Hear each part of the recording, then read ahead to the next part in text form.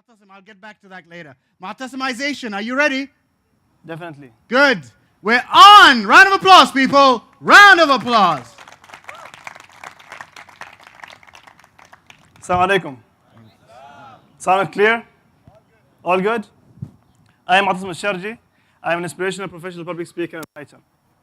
I've got a mission in life. My mission is to enrich people's lives with knowledge. And I do it through three ways: awakening their genius and maximize their potential, and to enlighten the virtuous way in them. And I've got a vision of reaching 100 million people in my lifetime with my teachings and insights. So thank you very much for being a part of that vision tonight. My first image, today I'm going to talk to you about two things. I'm going to focus on personal discovery and then move on to how to live a fulfilling life. So to begin with, 2 years ago, I went on a backpacking trip to Thailand, Cambodia, and Laos. 5 weeks, me, myself, and my backpack. It was Lao Tzu who once said, understanding others is great. Understanding yourself is mastery. And coming to think about it, you can never be a master in anything without understanding it. You can never be a master in photography without understanding the tips and techniques in photography. So how do you expect to be the master of your own life without understanding who you are?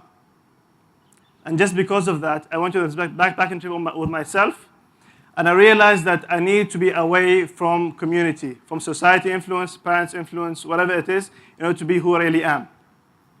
And that trip taught me so many things. I'm going to share with you some of the things I learned in this trip. So, message number one, discover yourself through traveling.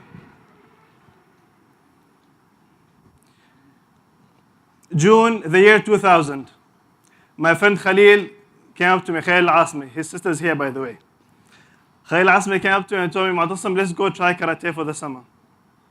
I was 13 years old back then, and I had a prejudice in my mind. I thought Khayal karate is for spoiled kids, man. You know, mentality of Malhara. I said karate is for kids who go to school and get bullied, and that's why they go train karate to defend themselves. So Khayal told me, just give it a shot and see how it goes. So I said, okay, let me try it out of mere curiosity to see how it is. 15 years later, here I am standing today, a karate coach. I'm coaching karate for the past 5 years. And the lesson out of this is, out of mere curiosity, you can do something that could change your life forever. So be curious. When I was in my backpacking trip, I went to this market in Thailand, in Chiang Mai. And as all the sellers in the market, they were trying to sell their products and being concerned of winning or losing during the day, I found this kid. And this kid, he was winning regardless whether he makes a sale or not, because he was investing his free time by reading. So he was gaining knowledge, whether he sold or he didn't sell. And I came to discover all the great minds that I have studied in my life were those who are curious and love to read. If you come to think about it, as you know, a writer would spend months, sometimes years, to produce a book of 300 pages. You as a person can explore the mind of that person only in 4 hours of reading. You can finish a book in 4 hours, while that person spent months and sometimes years to finish one book. So reading is one way to discover new dimensions of thought and new way of thinking. Asking tough questions. One of my mentors taught me that the quality of your life is based on the quality of questions you ask. The quality of your life is based on the quality of questions you ask. And I am who I am today because I asked myself tough questions. Tough questions like, what's my purpose in life? And what do I want to leave as a legacy in this life? I spent almost 2 years when I was in a job that I didn't like, trying to discover who I am. I finished 7 notebooks. I have it in my home right now, of reflections, thoughts, questions, and answers. And I had to be brave enough to ask these questions and actually strive to find the answers. If I didn't do that, I would never be who I am today.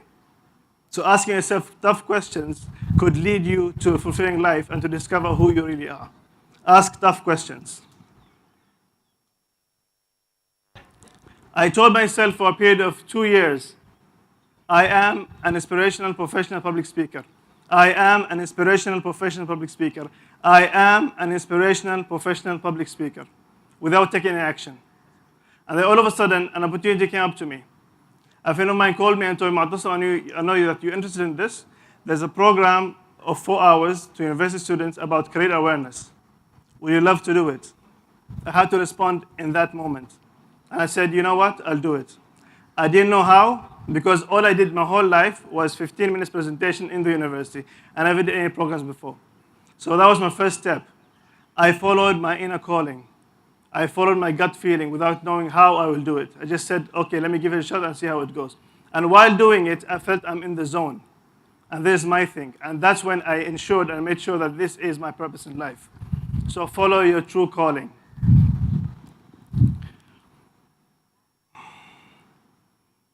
Enriching experience members? I had an idea in mind. An idea of starting something called the Enriching Experience. It's about enriching people's lives with knowledge. We do it through having clubs that we meet every 2 weeks to discuss intellectual topics. It started with an idea. And as Bob Marley said, one of my all-time mentors as well, if you don't start somewhere, you would never get anywhere. I didn't know how to start it. I just said to my siblings, my brother and sister, Sha'than Mudathar, and I told my cousin as well, let's give it a shot. And here we are, February 2013, we started. We started our first meeting. It was 90 minutes. And alhamdulillah, after that meeting, we realized that this could not stop here. And from that first meeting, we had the idea of expanding it to make it international and not stop only in Oman. Right now, we have 2 clubs, and last month, we had our first annual event, and we've impacted the lives of more than 100 people collectively with all the members that we have and all those who attended the event. So even if you're not sure, start somewhere.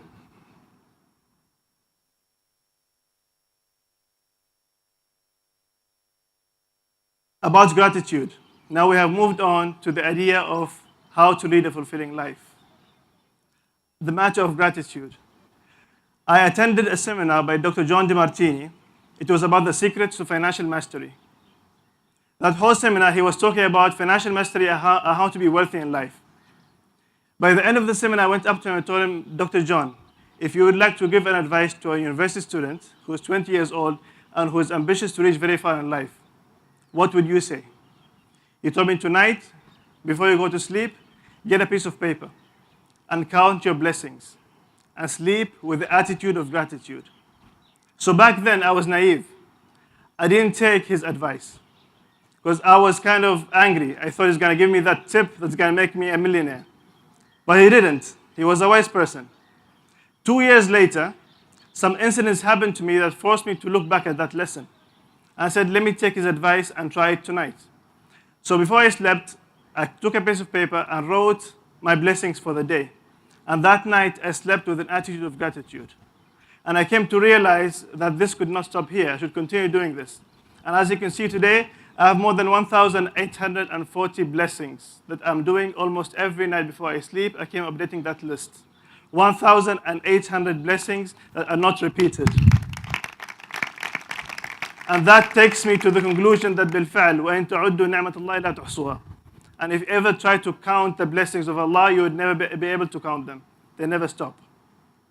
And as Osho once said about the flower, Osho said, if you love a flower, don't pick it up.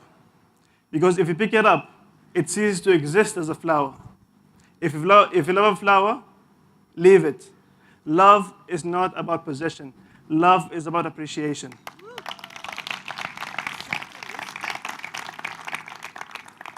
So my last message for the day. This was in Cambodia.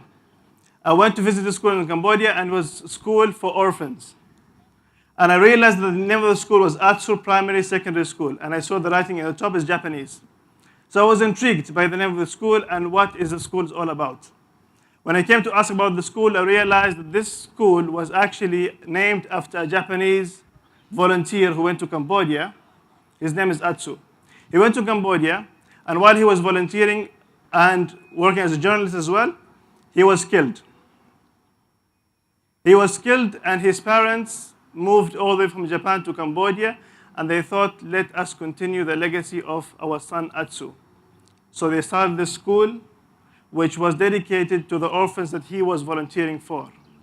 And that's a perfect example, ladies and gentlemen, of how the parents change a negative situation to a positive situation.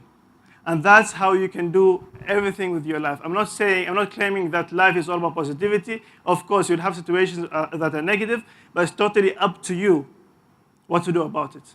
And it's your choice. And as I always say, what Albert Camus has said once, life is the sum of all your choices. You have made a choice to come here tonight, and you can always make a choice regarding how to respond to a situation in your life.